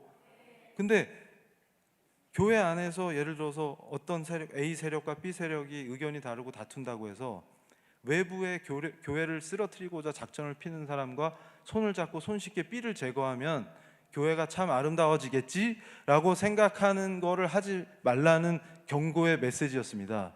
왜냐하면 예전에 종자연에서 제가 활약할 때 바로 그런 요청을 하는 분들이 제가 볼 땐 참 훌륭해 보였습니다. 그 당시에. 그리고 그분들은 항상 저에게 뭘 얘기했냐면 왜 예수만 진리야? 이렇게 얘기합니다. 그래서 그분이 너무 좋았습니다. 저랑 말이 잘 통해서. 이해가 되세요? 상황이? 근데 예수님을 만나고 나니까 그게 너무나 저에게 아픔인 것입니다. 그리고 교회가 소중한지 모르고 그런 활동들을 벌이는 것에 대해서 저는 굉장히 고통스럽습니다. 보고 있는 것 자체가 고통스럽습니다. 그러니까 우리가 정신을 바짝 차려야 되는 것이죠. 그래서 아마 이걸 보시면 제가 활동할 때에 제가 그래서 두려워하는 것 중에 하나가 사실 두렵지 않아요. 왜냐하면 저는 어떻게 생각하냐면 반드시 진리는 승리하기 때문에 차별금지법 같은 법이 만들어지는 것에 대한 두려움을 갖고 있습니다. 왜냐하면 제가 일했던 종자연은 지금 신천지와 손잡고 차별금지법 입법 운동을 벌이고 있어요. 그게 왜 그러냐면 왜 우리를 차별하냐, 그 논리가 적용되는 거예요. 근데 저는 그런 생각합니다. 뭐냐면 어떤 한계라는 거에 대해서, 한계 상황에 대해서 자꾸 생각하게 돼요. 아무리 우리가 포용적인 자세를 갖는다 해도 교회 안에서 신천지를 그분들이 와서 제대로 된 교인이 되게 하는 건 맞는 얘기죠. 그분들이 제대로 예수님을 믿고 바른 신앙을 갖게끔 우리가 도와야죠. 그 얘기랑 교회 한켠에 따로 신천지 그룹방을 만들어주고 우리는 함께합니다 이런 건 아니라는 거예요. 제 얘기가 이런 건 있어서는 안 된다는 거예요. 그리고 우리가 마음을 열고 신천지 교회도 좀 나가줍시다 이러면 안 된다는 거예요. 그러니까 제가 얘기하는 거의 핵심은 뭐냐면 이 차별이라고 하는 말에 대해서도 제대로 된 이해가 필요한 겁니다. 근데 저거를 프레임과 작전으로 짜면 어떻게 되냐면 차별금지라는 이름을 붙이는 순간에 저 법에 반대하는 사람은 차별에 찬성하는 사람으로 프레임을 만들면 안 돼요. 저는 신천지 분들을 차별하라고 얘기한 적이 없습니다. 그런데 여러분들 생각하셔야 돼요. 만약에 기독교 대학을 만들었는데 직원을 뽑는데 기독교인을 우대하겠다라고 하는 것을 차별로 보면 안 됩니다. 그게 왜 그런지 법리를 설명하면 지금 시간도 늦었는데 주무시기 때문에 이건 넘기고 그러면 이렇게 되는 거예요. 만약에 기독교 대학을 세웠어요. 만약에 지금 우리 이 교회가 대구에 어떤 학교를 세웠는데 그 학교를 운영하는 과정에서 신천지 성도는 교사로 임명할 수가 없다 이렇게 나오면 그게 차별이하고 소송 걸고 이런 쪽으로 가는 게 마치 인권이 보장되는 걸로 해서는 안 된다는 거예요. 근데 그걸 자꾸 착각하는 거예요. 그리고 교회 내부에 그걸 들여놔야 된다라고 자꾸 얘기를 하는 게 그게 인권이라고 가르치면 안 됩니다. 그거는 개혁이 아니에요. 망하는 길입니다. 뭐냐면 그럴수록 더 바른 신앙, 바른 신학 이런 걸 하면서 그분들도 그 바른 신앙이 뭔지를 우리가 보여주고 그런 이상한 사이비에서 빠져나오시도록 혹시 여기 또 그 소속 계신 분이 지금 적고 있으면 안 되는데 빠져나오시도록 돕는 거예요. 그러니까 제가 얘기를 하지 않습니까? 동성애 같은 것도 하나의 어떤 현상 그것만의 문제가 아니에요. 그러니까 우리가 크리스찬들이 자꾸 거기에 집착하는 것도 저는 좋다고 보지 않아요. 왜냐하면 큰 흐름 속에서 우리가 해야 될 게 뭐냐. 그러니까 저는 그럽니다. 어떤 분들이 가끔 그런 얘기해요. 설교하시면서 예수님은 사랑인데 왜 동성애자들을 사랑하지 않냐 그런 얘기 하세요. 근데 제가 그런 얘기를 들으면 어이가 없는 게 전 사랑합니다. 근데 사랑의 방식이 좀 달라요. 저는 뭐냐면 이거예요. 만약에 저희 교회에 동성애 하시는 분이 오시면 그분 배척하거나 그분을 모욕하거나 이런 짓 해서는 안 됩니다. 절대로 안 되죠. 근데 제가 할 수 있는 거라고는 그리고 저는 그렇게 생각합니다. 미국의 어떤 제가 존경하는 목사님이 멋있는 말씀을 하셨는데 제 잡이 아닙니다 이렇게 얘기하시더라고요. 뭐냐면 심판하는 건 저징은 내 잡이 아니다 이렇게 얘기하시더라고요. 그래서 저는 그거 좋아해요. 뭐냐면 저는 심판하는 사람이 아닙니다. 그건 하나님이 하셔야지. 근데 저는 그럼 뭐 하는 사람이냐면 예수를 증거하는 사람이에요. 그러니까 저는 만약에 그분이 오시면 저랑 친해지면 저는 분명히 예수를 전할 거예요. 그러면 저는 어떤 기대를 갖고 있냐면 예수님을 제대로 만나면 하던 거 계속 할 수 없습니다. 이 원리가 뭐랑 같은 거냐면 제가 그래서 비유를 하나 들어요. 그런 분들한테 동성애자를 사랑해야지. 뭐가 사랑입니까? 여러분 생각해 보세요. 당뇨 환자한테 초코파이를 선물하는 건 사랑이 아닙니다. 그래서 제가 그래서 그런 비유를 들어요. 만약에 대구 저기 음란 환락가에서 유흥가에서 퇴폐주점 하시는 분이 교회에 오셨어요. 새신자로. 그럼 어떻게 하실래요? 그러면 그분을 어떻게 사랑해 주실래요? 이제 구역별로 조를 짜서 매주 한 번씩 이용해 드려요? 사랑으로 품어야 되니까. 그럼 어떻게 해요? 우리는 예? 영업이 안 된대 와서 불경기라. 그러면 사랑하는 교인이니까 조를 짜서 청년들도 동원하고 해서 번갈아 가면서 이용해 드려야죠. 맞아요? 뭐 이상하죠? 그럼 어떻게 사랑하죠? 그분께 예수를 전해야죠. 근데 제가 장담하건대 제가 만난 예수님을 제대로 만나면 그분이 그날 집에 가서 바로 정리합니다. 그리고 다른 직업을 찾아요. 다른 분들에게 복이 되는 그런 직업을 찾아요. 그게 원리잖아요. 그래서 제가 오늘 이 얘기는 꼭 하고 싶었는데, 지금 영국에서 벌어지는 일들이에요. 기독교를 감염이라고 부르는 경고장. 이게 제대로 예수 믿은 분한테 날라온 경고장이에요. 그 위탁 가정을 하시는 거예요. 뭐냐면 탈선한 청소년들을 돌보고 이런 가정을 크리스찬 부부가 은퇴하고 하시는데, 이 가정이 이 복음으로 애들을 잘 돌봐요. 그래서 탈선한 애들이 많이 교정이 되고, 그랬더니 애들이 더 많이 오겠죠. 이 가정에, 다른 가정에 비해서. 그런데 이분들의 특징은 뭐냐면 애들이 오면 꼭 성경을 가르쳐요. 그러니까 성경을 가르치다가 무슨 말이 나왔냐면, 얘들아 동성애는 죄다, 성경에 나온다, 학교 가서 이런 거 하면 안 된다, 이렇게 가르친 거예요. 그랬더니 시 당국이 자격을 박탈하겠다고 보낸 경고장에 기독교에 감염된 자라는 표현이 나와요. 그런데 지금 신앙심이 좋은 판사들이 실제로 영국에서 굉장히 박해를 많이 받고 있어요. 그러니까 무슨 얘기냐면, 법으로 판이 바뀐 다음에 교회들이 다 쓰러지면 이제 크리스찬들이 소수자가 되는데요, 소수자 인권 타령하던 분들이 크리스찬이 소수자가 되면 아무도 도와주지 않아요. 우린 그냥 지하로 들어가는 스타일이에요. 그걸 보라는 거예요. 그래서 지금 이런 한국에서도 이미 시작됐어요. 저걸 늘 주장했던 사람이 저였기 때문에. 뭐냐면 아버지가 장로고 엄마가 권사면 애는 어디가 있어야 돼요? 동화사? 그러니까 뭐냐면 아버지가 장로고 엄마가 권사면 애는 당연히 교회 가야 되잖아요. 그래서 얘야 교회 가자 이러면 종교 강요 행위라는 거예요. 그래서 저게 아동 학대인 동시에 종교 인권 침해다, 이렇게 가는 거예요. 그래서 학생 인권 조례가 만들어진 교육청에서 저걸로 문제를 삼는다는 것이죠. 그리고 이건 뭐냐면 아까 제가 말씀드렸죠. 학생을 위해서 기도한 교사가 교육청으로부터 실제로 징계 처분을 받았습니다. 그런데 중요한 건 뭐냐면, 신앙과 표현의 자유를 지켜라, 예수만이 진리라고 선포할 수 있는 자유가 바로 이것의 핵심이다. 이게 오늘 제가 강력하게 얘기하는 핵심 메시지예요.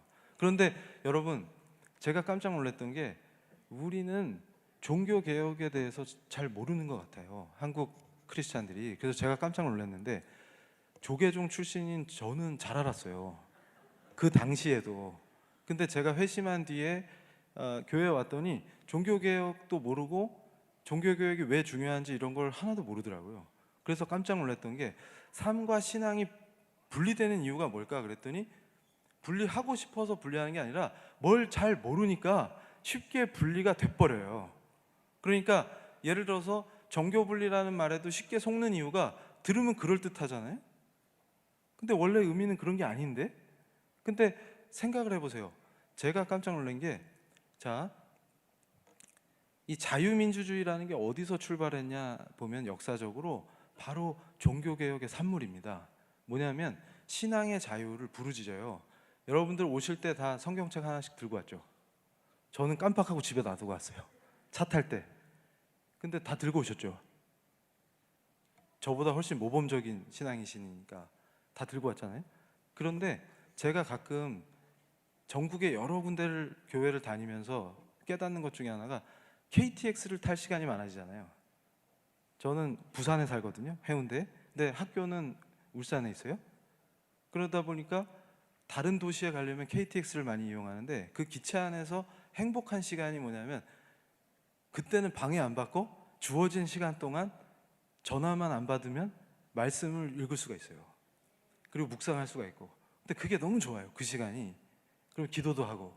근데 문제는 뭐냐면, 여러분이 아무렇지도 않게 생각하는 그 기쁨도 누군가의 피해요. 그냥 된 게 없어요. 그러니까 모국어로 된 성경을 내 품에 품고 지구 어디라도 돌아다니면서 언제라도 내가 원할 때 펼쳐서 읽을 수 있는 이 행복 있잖아요. 그리고 그 말씀을 붙잡고 묵상하고, 어떨 때는 굉장히 속상한 일이 있었을 때 회복이 되기도 하고, 우울하다가도 기뻐지기도 하고, 좌절하다가도 깨어나기도 하고, 이런 힘이 있잖아요. 말씀 속에는 하나님 말씀이시기 때문에. 그리고 그걸 막 붙들고 기도할 때 또 이게 마음이 열리기도 하고, 또 해결이 되고, 어떨 때는 또 이런 게 너무 감사한 거잖아요.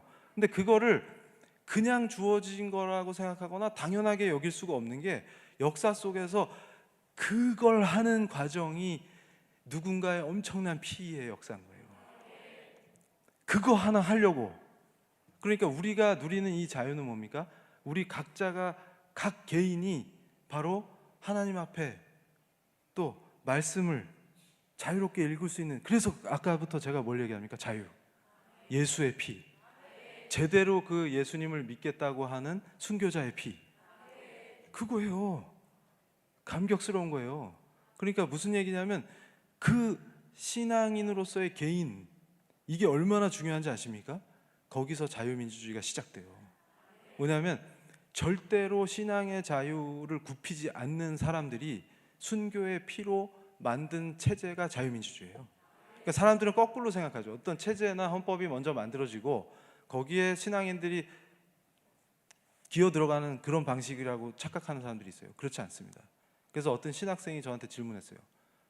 특강하는데 끝나고 Q&A 시간에, 교수님, 교회도 헌법 밑에 있는 거 아닙니까? 그래서 제가 그랬습니다. 그 헌법을 우리가 만들었다. 무슨 얘기냐면, 역사적으로 이 자유민주주의의 출발은 종교개혁에 있어서의 그 뛰어난 신앙인들의 피입니다. 그걸로 거꾸로 체제가 만들어져요. 거꾸로. 그러니까 제가 존경하는 그 위그노의 신앙 같은 것들이 삶과 신앙이 분리가 안 된 것들이죠. 근데 카이퍼 박사가 얘기하는 신앙이 그런 거예요. 그러니까 만약에 내가 예수 믿는다고 하면서 내 직장에 갔는데, 내 직장에 예수 안 믿는 동료와 동일한 생활을 한다면 예수 믿는 거라고 볼 수 없는 거죠. 그리고 만약에 교회가 다른 집단, 세상에 다른 집단들 많잖아요. 다른 단체나 하고 똑같다면 교회가 존재할 이유가 없잖아요. 그 교회가 아니네.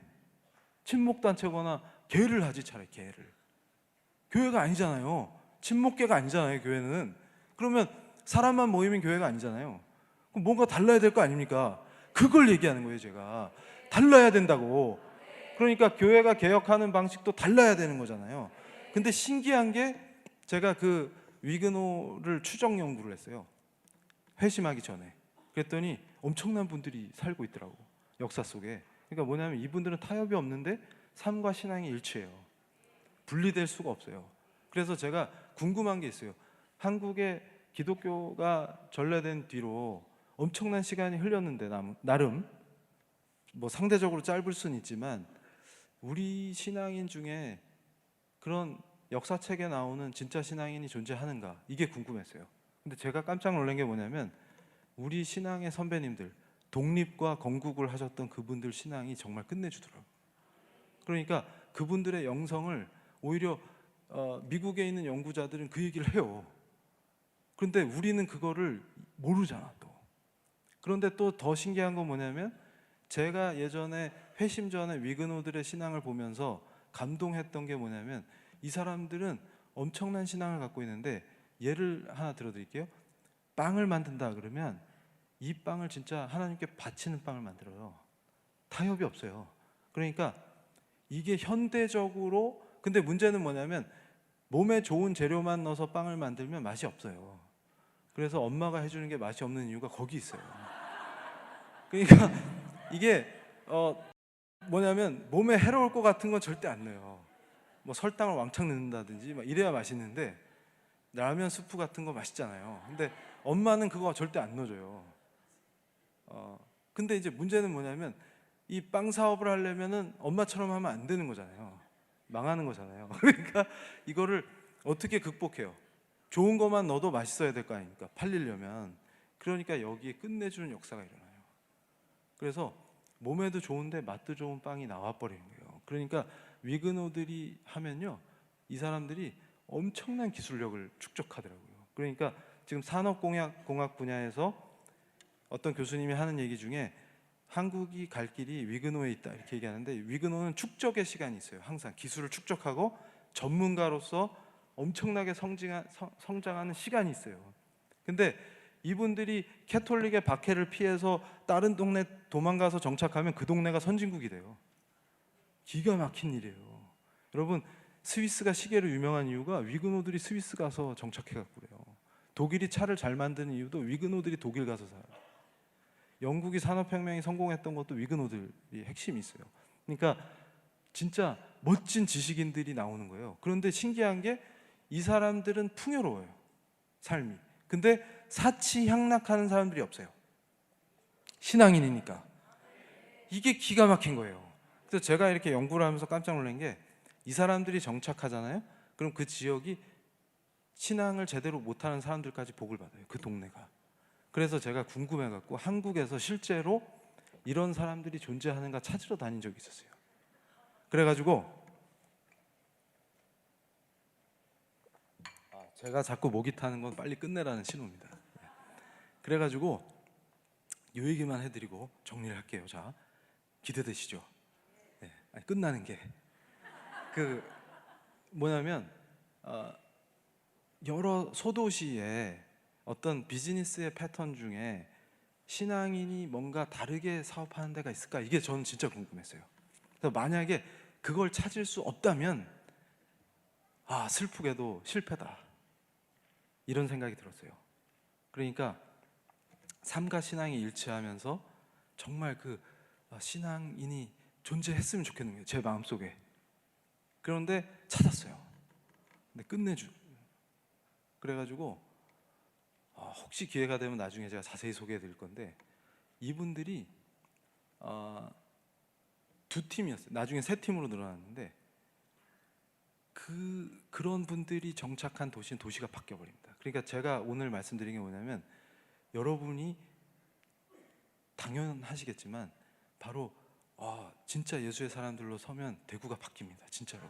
그러니까 제 생각은 뭐냐면, 크리스찬이 바로 신앙의 본질을 회복하고 교회가 본질을 회복하면 그 도시가 바뀌어요. 근데 놀라운 일이, 제가 그 세 팀 중에 한 팀은 방송에도 소개가 된 팀인데, 그 방송의 핵심이 뭐냐면 돈 잘 버는 거에 포커스가 맞춰져 있었어요. 근데 신기하게 그 방송 때문에 많은 사람들이 예수님을 만났어요. 왜 그러냐면 이 가게가 특별하다는 걸 눈치챈 거야. 그러니까 과일 가게인데 그걸 배우고 싶어가지고 사람들이 그 가게에 가잖아요. 그러면 그 방송에 소개된 돈 잘 버는 가게들이 여러 개가 있는데, 유독 이 가게가 뭐가 달라 보여. 속일 수가 없는 게 있어. 뭐냐면 얼굴이에요. 저처럼 대머리고 뭐 이런 게 아니라, 얼굴을, 저도 깜짝 놀랐어요. 이 부부가 천사같이 웃고 있어요. 근데 이분들은 비즈니스 안에서 속이는 게 정말 없어요. 그러니까 예를 들면 카메라 들어왔으니까 하고 이런 게 없어요. 그냥 삶 자체야. 근데 자기가 손해를 보든 뭘 하든, 그러니까 어떻게 보면 거꾸로 굉장히 미련한 방식의 비즈니스를 하고 있는데 굉장히 폭발적인 거예요. 근데 그 프로그램 매니아들이 예수님을 만나게 된 이유는 뭐냐면, 다른 팀과 다르다. 와서 봤더니 뭐가 다른가 했더니 이분들한테는 예수님이 있어. 그러니까 중노동을 했잖아요. 엄청난 중노동을 했는데 아이를 대하는 표정이 다르다. 이거 속일 수가 없는. 이 사람들의 기쁨, 이 사람들의 삶 속에서 자연스럽게 뿜어져 나오는 이 기쁨, 사랑, 이 정체가 뭐냐 이러면 궁금해지잖아요. 그러니까 제가 제 아내한테 한번 나중에 확인해 보세요. 여기 왔거든요. 이정훈 교수가 회심 전과 후에 뭐가 바뀌었냐? 그럼 저분은 지금도 왜 저를 따라다니냐면 제가 예수님 만나고 인간이 됐다고 생각해요. 그전엔 인간이 아니었다고 생각하는 거죠. 그러니까 제가 깨달은 게 뭐냐면 예수님이 나의 왕이실 때 내가 뭔가 인간적인 모습으로 바뀌어 있더라고요. 그러니까 사랑도 그 전에는 하질 못했던 것 같아요. 그건 사랑이 아니었던 거죠. 그러니까 그 놀라운 일이 실제로 빵가게가 위그너 빵가게가 있어요. 그러니까 이분 진짜 끝내주는 거야. 이 매장에 가면요, 손님으로 온 모녀가 하는 말이 그거예요. 딸이 엄마 나 무슨 빵 먹고 싶어 그러면 엄마가 야단을 칩니다. 이 빵집은 네가 원하는 걸 고르는 데가 아니야. 있을 때 집어 이러는 거예요. 그러니까 엄청난 거예요. 그래서 제가 와, 그 사장님하고 얘기를 하면서 정말 훌륭하시다. 그래서 가끔 저한테 빵을 보내주시는데 진짜 감동해요. 근데 이분의 스타일이 뭐냐면 철저한 사람이에요. 늘 기도하고. 그러니까 달라요 벌써 보스가. 그러면서 저한테 그래요. 교수님 저는 공부를 많이 한 사람 아닙니다. 그래서 공부를 뭐 하라고 하세요? 지금 너무 멋지신데 이거 칼빈을 외우는 놈들은 절대 할 수 없는 일을 지금 삶으로 하고 계신데 공부를 뭐 하러 하세요? 제가 막 그랬어요. 와, 정말 감동받았습니다. 그러니까 이분이 7번을 망하면서 제대로 예수님을 만났어요. 근데 이 신앙이 너무 아름다운 거예요. 그러니까 알바생들도 은혜를 받아 막. 그러니까 이 사람의 이 빵집의 영역에 들어오면 영향을 안 받을 수가 없어. 안 받을 수가 없어. 그래가지고 스시집을 맨날 망해먹는 그 사장님이 개업을 하신 거야. 근데 바로 그 두 분이 신앙의 선배잖아요. 그러니까 저는 어떻게 해야 돼요? 뭐 이러는 거예요. 그러다가 목사님께 여쭤봤어. 목사님 갈등이 됩니다. 스시집을 하는데 술을 팔아야 할까요? 이 갈등이 온 거야. 술을 팔아야 할까요? 그랬더니 목사님께서 명답을 해주셨는데 그걸 네가 알아서 해야지. 근데 그게 저는 귀에 쏙 들어왔어요. 목사님 말씀이. 이 말이구나. 목사님께서 명답을 주셨구나. 네가 결정해야지. 네가 결정해야지. 강요한다고 되는 문제가 아닙니다. 그게. 그러니까 자꾸 착각하는 거예요. 우리가 강요해서 될 일이 아니에요. 그러니까 이분이 계속 기도하고 그 형님들, 신앙의 형님들을 보면서 자꾸 마음에 뭐가 확 오는 거예요. 그러면서 저한테 교수님 술을 안 팔기로 결단했습니다. 그래서 제가 막 기도해 드렸어요. 저거 장사 안 되면 큰일 나는데. 왜냐하면 제가 일본 쪽하고 공동 연구를 많이 하기 때문에 스시 맛을 좀 알아요. 근데 이게 사케가 있을 때, 그렇다고 제가 사케를 마신다는 얘기는 아니고요. 옛날에 많이 먹어봤다 그 얘기인데, 그러니까 이게 어울려질 때 또 그게 있어요. 그래서 큰일이다. 그래서 혹시 이 가게가 안 되면 시험에 들까봐 제가 오히려 막 애가 탔어요. 그래서 멀리 있으면서도 작은 소도시인데 부산에서 엄청 먼데요. 그래서 자주 가지는 못하니까 기도를 열심히 했어요. 근데 소문이 들린 거야. 그 가게 대박 났다. 근데 그래서 제가 다음번에 그 교회 방문하는 길에 그 매장에 가봤거든요. 울 뻔했어요. 감동해가지고. 이 가게가 열려 있는 시간 내내 찬양이 나오고. 근데 줄을 어마어마하게 섰어요. 근데 안 믿는 사람들이 올 거 아닙니까? 불평을 안 해요. 이게 뭐냐 이게 도대체 뭐냐? 그러니까 제가 거기서 어떤 확신을 가졌습니다. 뭐냐면 멋지다. 이렇게 하면 도시가 바뀌겠다. 근데 이분은 꼼수, 속임수 이런 거 절대 없습니다. 이게 철저해요.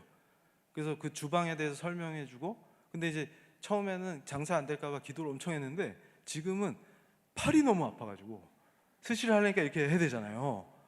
그래가지고 막 눈물이 난대요. 아파가지고. 그럴 정도로 장사가 잘 돼요. 근데 제가 그 세 분의 케이스를 보면서 동선을 이렇게 파악해 봤어요. 가게에서 어떻게 움직이나, 그 다음에 일상생활이 어떤가, 이런 걸 했는데 보여주기 위한 것이 아니라 진짜로 예수님을 사랑하는, 그게 그냥 배어 나오니까 엄청난 파워를 나타내요. 그러니까 도시가 막 들썩들썩해져요. 그 세 개의 점포가 생겨서 돌아가요. 집사님 세 분이 도시의 분위기를 바꿔요. 제가 그걸 보고 깜짝 놀랐어요. 아, 크리스찬의 파워는 이런 거구나. 그러니까 저는 단언할 수 있습니다. 개혁은 그렇게 하는 겁니다.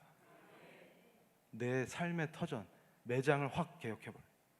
철저한 신앙으로, 말씀을 통해서 진짜 신앙으로 예수님이 회복되고, 예수님을 향한 그 뜨거운 사랑이 회복되고, 그분을 갈망함이 뜨거워지고, 그러면요 그때 보장돼야 되는 것이 있습니다. 그분들에게 너 왜 영업장에 찬양 틀어?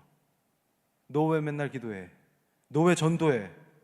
이런 걸 규제하고 규율하는 것들을 용납할 수 없습니다. 그래서 그것에는 반드시 우리가 반대해야 되는 것입니다. 근데 그 동성애를 얘기하는 그 부분도 그것 자체가 문제가 아니라 그걸 통해서 영국 교회가 예수님을 제대로 선포하고 증거하는 걸 못하게 법으로 막았기 때문에 영국 교회가 무너졌다는 그 사실을 우리가 반드시 기억해야 합니다. 그렇기 때문에 제가 오늘 이 자리에서 말씀드리는 거는 바로 그겁니다. 핵심이 예수의 피, 그리고 우리의 자유, 우리의 살 길은 바로 자유를 지키는 것입니다. 그래서 마지막으로 이 말씀만 드립니다. 가끔 착각하는 것들이 있어요. 평등 중요합니다. 근데 저는 얘기합니다. 뭐냐면 동양 철학에서조차도 노장도 학의 다리가 길다고 자르지 마라 했거늘 인위적으로 잘라서 붙이거나 맞추는 것은 평등이 아닙니다. 제가 예수님을 만나고 자유를 느끼면서 깨달았던 게 뭐냐면, 내가 가난했을 때나 내가 아팠을 때나 어떤 순간에도 예수님의 사랑은 동일했구나. 그분 앞에서, 바로 주님 앞에서의 우리가 느끼는 그분의 사랑과 그분의 은혜가 평등한 것입니다. 그래서 우리는 바로 그런 관점에서 주님의 피와 이 소중한 자유, 우리 교회, 이것들을 뜨겁게 지켜내고 바른 신앙인으로 우리가 바로 서는 역사가 있길 원합니다. 오늘 저를 불러주시고 강의를 경청해 주셔서 감사합니다.